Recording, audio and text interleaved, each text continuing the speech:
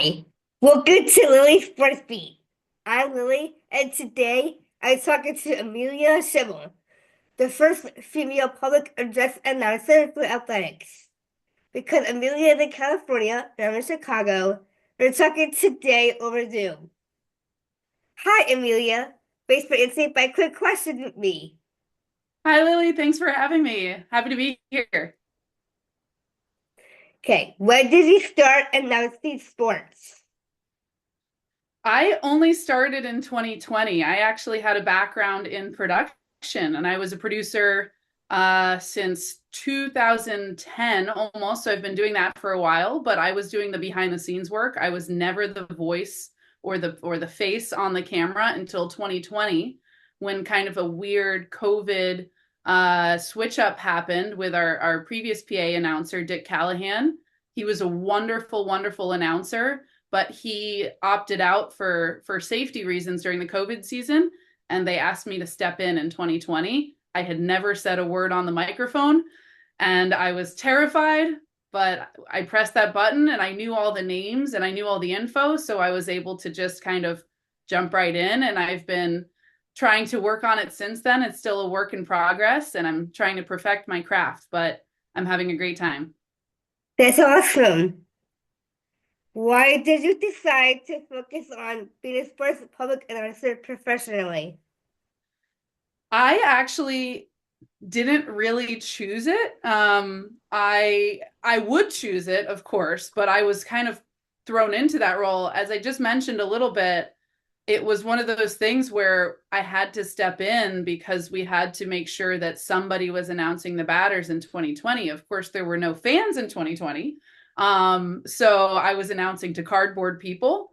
And I never thought that I would actually be doing it for good. I thought I was just stepping in the interim. Unfortunately, when our PA announcer passed away the next season, we had to find a full time replacement. I didn't ever think that was going to be me. I had a list of people that I knew could fill in and do a good job, but of course he was wonderful, and it was going to be tough shoes to fill. So my bosses said, "We want you to do it. We like the job that you did," and I said, "Okay, let's do this. I love it." It was a fork in the road, and I took it. That's amazing. Thanks. What's the best advice you've ever received?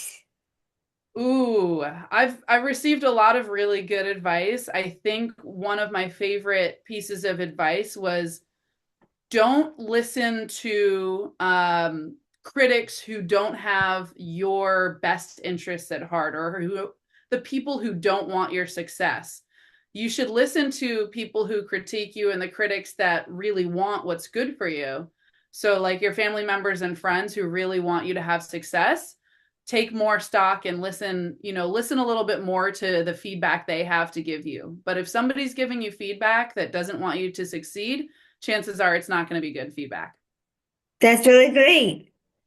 What advice do you have for young people who want to pursue a career in being a sports PA announcer? Good question.